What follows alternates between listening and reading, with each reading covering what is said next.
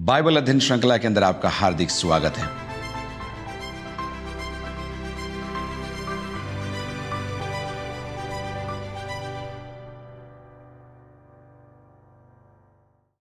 मिलकर हम याकूब की पत्री का अध्ययन करेंगे और आज हम पहले अध्याय की पहली आयत से शुरू करेंगे।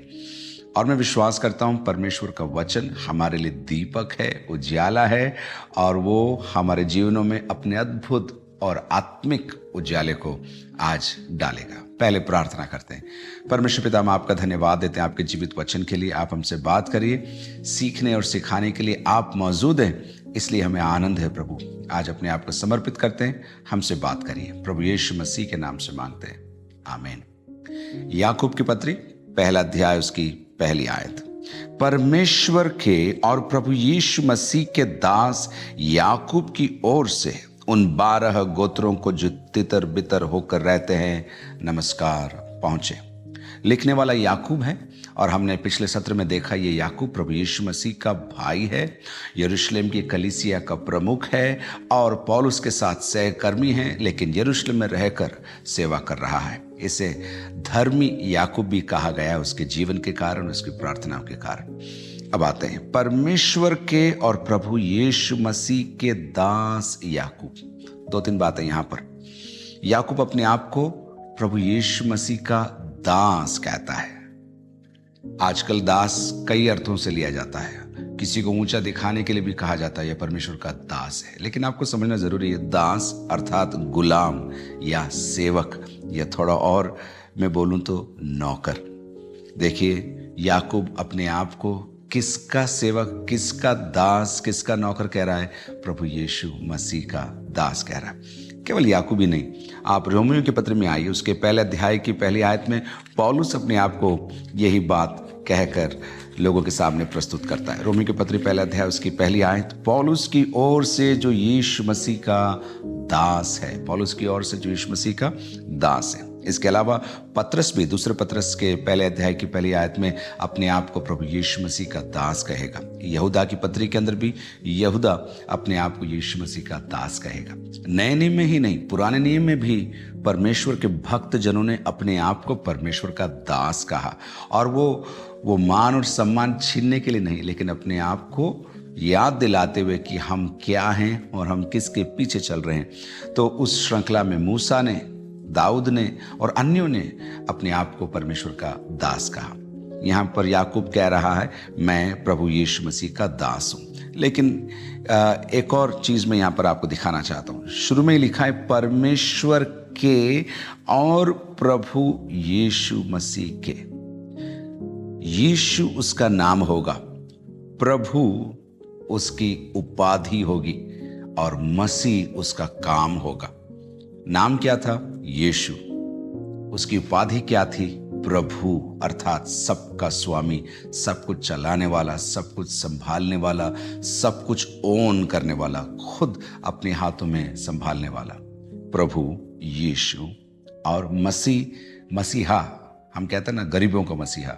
मसीहा का अर्थ है बचाने वाला, छुड़ाने वाला, उठाने वाला, उत्थान दिलाने वाला। न केवल गरीबी परंतु पापों की मृत्यु से, पापों की गुलामी से आजाद कराने वाला प्रभु यीशु मसीह है। तो यीशु उसका नाम, प्रभु उसकी उपाधि और मसीह उसका काम। लेकिन परमेश्वर के और प्रभु यीशु मसीह के दास याकूब, 2 तरह से इस शब्द को हम समझ सकते हैं। परमेश्वर का भी और प्रभु यीशु मसीह का भी दास। एक अर्थ ये हो गया, परमेश्वर का भी और प्रभु यीशु मसीह का भी दास। लेकिन इसके अंदर एक और अर्थ छिपा हुआ है। मानो याकूब मुझे और आपसे कह रहा है, यीशु न केवल परमेश्वर है पर वो प्रभु भी है। समझ रहे हैं आप? एक बार और कहूं, परमेश्वर और प्रभु यीशु मसीह का दास याकूब, ये तो आप समझ गए। लेकिन उस समय की कलीसिया को और हमें भी याद दिलाते हुए याकूब कह रहा है, यीशु परमेश्वर है और यीशु प्रभु भी है। अर्थात यीशु न केवल 33.5 साल पृथ्वी पर एक मनुष्य के रूप में जीवन बिताया, परंतु वह कौन है? परमेश्वर है, और अपने जीवन, सेवा, मृत्यु, पुनरुत्थान और स्वर्गारोहण के द्वारा वो प्रभु भी है। तो आप अपने आप को अभी याद दिलाइए, मेरा यीशु परमेश्वर है और मेरा यीशु प्रभु भी है, और मेरा यीशु कौन? मेरा मसीहा है, मेरा छुड़ाने वाला है। आगे चलते हैं। परमेश्वर के और प्रभु यीशु मसीह के दास याकूब की ओर से उन 12 गोत्रों को जो तितर बितर होकर रहते हैं। 12 गोत्रों, इसहाक का पुत्र याकूब, याकूब के 12 बेटे, और वे हुए इजराइल के मूल 12 गोत्र। लेकिन जब याकूब ये पत्री लिख रहा है, ये 12 गोत्र तितर बितर हो चुके थे। बाबुल ने इजराइल पर हमला किया था, अशूर राजा ने भी हमला किया था। इन हमलों के बाद इजरायली लोग उस समय पर, चाहे वो यहूदा के थे या इजराइल के थे, तितर बितर हो चुके थे। 12 गोत्र चारों दिशाओं में बिखर गए थे। लेकिन अब याकूब किसको लिख रहा है? उन 12 गोत्रों को लिख रहा है, लेकिन विश्वासियों को लिख रहा है। एक अर्थ इसके अंदर आपको समझना जरूरी है। याकूब यह कह रहा है कि पुराने जो 12 गोत्र थे, उनकी पूर्ति आज के विश्वासियों में हो रही है। अर्थात मैं और आप, और जो याकूब के पत्री के मूल प्राप्त करता थे, वे और हम मिलकर नए इजराइल हैं। 12 गोत्र आज साक्षात नहीं है, पर मैं और आप अब्राहम के वंश होने के कारण उन प्रतिज्ञाओं के वारिस हैं। लेकिन उनकी अवस्था क्या हो रही देखिए।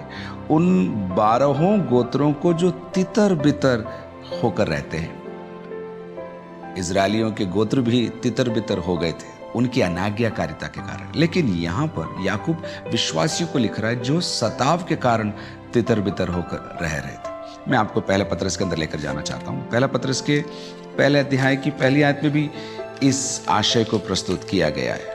मैं आपके लिए पढ़ता हूं। पत्रस की ओर से, जो यीशु मसीह का प्रेरित, उन परदेशियों के नाम जो पुंतुस, गलातिया, कपुदिकिया, आसिया और बिथुनिया में तितर बितर होकर रहते हैं। सताव ने विश्वासियों को यरूशलेम से उखाड़कर चारों दिशाओं में डाल दिया था। लेकिन शैतान की बुरी से बुरी चाल भी परमेश्वर के लोगों के लिए भलाई में बदल गई, क्योंकि जहां जहां वे तितर बितर होकर गए, वहां वहां सेवा शुरू हो गई, मंडलियां शुरू हो गई, और भी लोग प्रभु के राज्य में आने लग गए। एक बार और, उन 12 गोत्रों को, तो आप याद रखिए 12 गोत्र कौन से हैं? केवल याकूब के वंशज ही नहीं या पुराने इस्राएल ही नहीं, परंतु मैं और आप, जिन्हें अब कलीसिया में सम्मिलित कर दिया गया है, जिन्हें संसार से निकालकर अपना बना लिया गया है, वे कौन है? वे इजराइल हैं। तो पुराना इजराइल हट गया और नया इजराइल आ गया, ऐसा भी नहीं है। इजराइल शुरू हुआ अब्राहम के वंशज में से, परंतु हमने विश्वास किया और हम अब्राहम के वंश के हो गए। इसलिए मानो इजराइल की पूर्ति है, इजराइल के आशय की पूर्ति मुझे और आपको यहां पर देखने को मिलती है। आगे चलते हैं। जो तितर बितर होकर रहते हैं, क्या पहुंचे? नमस्कार, अभिवादन पहुंचे। नए नियम की कई पत्रियों में आपको लंबे अभिवादन मिलेंगे, लेकिन याकूब यहां पर एक ही शब्द में क्या कह रहा है? उन्हें नमस्कार पहुंचे, शांति पहुंचे, सलाम पहुंचे। दूसरी आयत से याकूब अपने विषय वस्तु में प्रवेश करेगा, और प्रवेश करने के बाद एक के बाद एक अनेक विषयों को वो लेता रहेगा। आपको लगेगा इतने जल्दी जल्दी क्यों वो विषय बदल रहा है, लेकिन जब आप पूरा अध्याय समझ जाएंगे, पूरी पत्री समझ जाएंगे, तब आपको मालूम पड़ेगा कि याकूब अपने लोगों को निर्देश दे रहा है, समझा रहा है, प्रायोगिक जीवन की ओर उन्हें आमंत्रित कर रहा है। दूसरी आयत, हे मेरे भाइयों, जब तुम नाना प्रकार की परीक्षाओं में पड़ो। हे मेरे भाइयों, केवल पुरुषों के लिए नहीं है, लेकिन जब भाई शब्द आया है तो वहां पर तात्पर्य भाई और बहन लोग भी हैं। और इतना ही नहीं, जब वो शब्द भाइयों आया है तो वहां पर प्रेम आ रहा है, वहां पर करीबी प्रस्तुत की जा रही है। याकूब यहां ही नहीं, इस पत्री के अंदर कई बार इस शब्द का प्रयोग करेगा। देखिए, यहां तो आपने देखा, अब दूसरे अध्याय की 14 आयत में देखिए, हे मेरे भाइयों, हे मेरे भाई। फिर तीसरे अध्याय के अंदर भी पहली आयत में हे मेरे भाइयों। इस प्रकार आप देख रहे हैं 5वें अध्याय के अंदर भी 12वीं आयत में आपको भाइयों शब्द का प्रयोग मिलेगा। हे मेरे भाइयों। अब आगे देखते हैं, जब तुम नाना प्रकार की परीक्षाओं में पढ़ो। सीधा विषय वस्तु में, जब तुम नाना प्रकार की परीक्षाओं में पढ़ो। अब यहां जो शब्द आया है परीक्षा, उसको समझना जरूरी है। परीक्षा और परख में फर्क है, इसके बारे में हम आगे सत्रों में अध्ययन करेंगे। लेकिन यहां पर आपको यह समझना जरूरी है कि परीक्षा परमेश्वर की ओर से विश्वासियों के जीवन में आती है ताकि उनका विश्वास निखरे और वे ठहराई हुई प्रतिज्ञाओं को प्राप्त कर सके। लेकिन यहां देखिए, जब तुम नाना प्रकार की परीक्षाओं में पढ़ो, ऐसा नहीं लिखा है यदि तुम पढ़ो, तो यह स्पष्ट है कि परीक्षाएं आएगी। नंबर 2, परीक्षाएं एक नहीं कई प्रकार की, नाना प्रकार की। मूल भाषा का अगर आप अध्ययन करें तो आपको समझ में आएगा कि रंग बिरंगी परीक्षाओं में पढ़ोगे तो। विश्वासियों, मेरे प्रियो, मेरे और आपके जीवन में परीक्षाएं आती है और हमको लगता है ये समस्या क्यों आ रही है, मेरी प्रार्थना का जवाब क्यों नहीं मुझे मिल रहा है, परमेश्वर मेरे लिए कार्य क्यों नहीं कर रहा है, मैं अकेला ही हूं। जब ऐसे विचार आपके अंदर आते हैं, आपको ये वचन के अंदर से समझना है और आगे समझ में आएगा आपको जब आप पूरे सत्र को सुनेंगे कि परीक्षाओं का आपके जीवन में आने का एक उद्देश्य है, आपको तोड़कर खत्म कर आपकी आशा को धूमिल करने के लिए नहीं, लेकिन परमेश्वर की इच्छा को आपके जीवन में पूरा करने के लिए। जब तुम नाना प्रकार की परीक्षाओं में पढ़ो, अर्थात परीक्षाएं आएगी, एक नहीं रंग बिरंगी, अलग अलग रीति से, अलग अलग जगहों से, अलग अलग लोगों से परीक्षाएं आएगी, तब तुम क्या करो, इसको पूरे आनंद की बात समझो। मैं कहता हूं बाइबल की शिक्षाएं बहुत सुंदर हैं लेकिन बहुत कठिन भी है। लेखक क्या कह रहा है, याकूब क्या कह रहा है, जब तुमको परीक्षाएं हो जीवन में तो क्या करना, कंप्लेन करना, लोगों को बोलना, विश्वास छोड़ देना नहीं। क्या लिखा है, जब तुम नाना प्रकार की परीक्षाओं में पढ़ो तो इसको पूरे आनंद की बात समझो, पूरे आनंद की, पूरे आनंद की। एक धावक जो ओलंपिक के अंदर मेडल जीतना चाहता है, वो क्या करता है, घर पर बैठा रहता है, आराम करता रहता है, चाय पीता रहता है, मोबाइल देखता रहता है और बतियाता रहता है? नहीं, वो मैदान में जाता है, मेहनत करता है, पसीना बहाता है, परिश्रम करता है। जो सब उसके मित्र लोग कर रहे हैं वो नहीं करता है ताकि वो एक इनाम को प्राप्त कर सके। विश्वासियों के लिए भी ये बहुत ही अच्छी और गहरी सच्चाई है जो यहाँ पर प्रस्तुत की गई। जब तुम नाना प्रकार की परीक्षाओं में पढ़ो तो इसको पूरे आनंद की बात समझो। क्यों, हम क्यों समझे?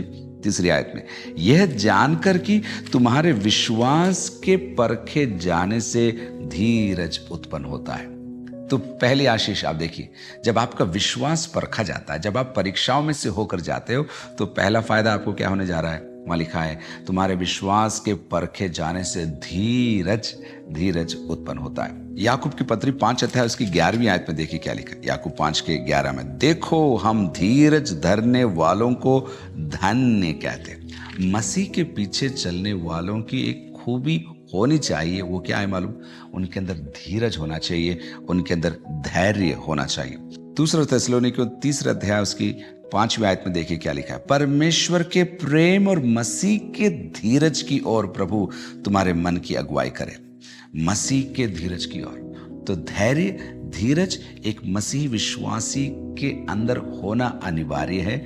और वो बैठे बैठे गाना गाते गाते, ताली बजाते हुए या वर्शिप लीड करते हुए या गिटार या हारमोनियम बजाते हुए नहीं आएगा। कैसे आएगा? परीक्षाओं में पढ़कर जब तुम उसको आनंद की बात समझते जाओगे तो तुम्हारे अंदर क्या उत्पन्न होगा? धीरज उत्पन्न होगा। और फिर आगे देखिए, पर धीरज को अपना पूरा काम करने दो। शॉर्टकट मत लो, रोको मत, बस प्रभु हटा दो, जल्दी कर दो, बस हो गया, ऐसे नहीं। पर धीरज को अपना पूरा काम करने दो कि तुम पूरे और सिद्ध हो जाओ। ये दूसरी आशीष आ रही। पहली आशीष क्या है? परीक्षा तुम्हारे अंदर धीरज उत्पन्न करेगी, और धीरज तुम्हारे अंदर क्या लेकर आएगा? देखिए, तुम पूरे और सिद्ध हो जाओगे, कंप्लीट हो जाओगे, भरपूर हो जाओगे। हम दुआ करते हैं ना, प्रभु मुझे तेरे जैसे बना, प्रभु हम गीत भी गाते हैं, प्रभु मुझे तेरे जैसे बना। लेकिन मेरे प्रियो, गीत और प्रार्थना का जवाब है जब आपके और मेरे जीवन के अंदर परीक्षाएं आती है और वो मेरे और आपके अंदर धीरज उत्पन्न करती हैं, और उसके पश्चात क्या होता है? हम पूरे और सिद्ध हो जाते हैं। पर धीरज को अपना पूरा काम करने दो कि तुम पूरे और सिद्ध हो जाओ। फिलिपियों की पत्री 3 अध्याय उसकी 15 आयत में देखिए सिद्ध शब्द के बारे में क्या लिखा है। फिलिपी 3:15, हम में से जितने सिद्ध हैं यही विचार रखें, और यदि किसी बात में तुम्हारा और ही विचार हो तो परमेश्वर उसे भी तुम पर प्रकट कर देगा। कुलुस्सी की पत्री के अंदर आप सिद्धता के बारे में सीख सकते हैं। वहां पर पौलुस कहता है कुलुस्सी मंडली से कि मसीह में तुम्हें सिद्ध करने के लिए प्रभु ने मुझे खड़ा किया है। तो मसीह जीवन जीना ही नहीं है, मसीह जीवन के अंदर हमको सिद्ध होना है। क्या हम संपूर्ण रूप से सिद्ध हो सकते हैं? होना है, लेकिन कठिन यात्रा है। एक बार और, पर धीरज को अपना पूरा काम करने दो कि तुम पूरे और सिद्ध हो जाओ और तुम में किसी बात की घटी न रहे। परीक्षा में पढ़े, उसे आनंद की बात समझो। क्यों? क्योंकि तुम्हारे परखे जाने से तुम्हारे अंदर धैर्य उत्पन्न होगा, तुम धीरजवंत हो जाओगे, और जब धीरज अपना काम पूरा कर लेगा तो तुम क्या हो जाओगे? तुम पूरे और सिद्ध हो जाओगे। और लेखक समझाने के लिए एक और लाइन मानो वहां पर जोड़कर कहता है, और न केवल तुम पूरे और सिद्ध हो जाओगे, पर तुम्हारे अंदर किसी बात की घटी नहीं रहेगी। प्रभु में बढ़ना चाहते हैं आप सिद्ध होना चाहते हैं, थोड़ा और बेहतर होना चाहते हैं, और कोई रास्ता नहीं है। परीक्षाओं में से होकर गुजरना पड़ेगा और परीक्षाओं में स्थिर रहना पड़ेगा। हाँ, हम दुआ कर सकते हैं, प्रभु ये परीक्षा मेरे सहन से बाहर है, मेरे से नहीं हो रहा है, लेकिन अंदर के अंदर आप ये भरोसा रखना कि मेरा बुलाने वाला सच्चा है, वो मुझसे प्रेम करता है, और अगर मैं इस परीक्षा में से होकर जा रहा हूं तो इसका फायदा ही वो मुझे देगा, इसके अंदर मुझे वो नुकसान नहीं देगा। आत्मिक परीक्षा, आर्थिक परीक्षा, पारिवारिक परीक्षा, मानसिक परीक्षा, अंदर से परीक्षा, बाहर परीक्षा, नाना प्रकार की परीक्षाओं से जब आप और हम गुजरते हैं, हम अपने आप को हिम्मत दिलाएं और कहें, प्रभु कुछ कर रहा है, मुझे सिद्ध कर रहा है, मुझे तैयार कर रहा है, मुझे पूरा कर रहा है, ताकि मेरे अंदर कुछ घटी ना हो। प्रभु आपको बहुत बहुत आशीष दे।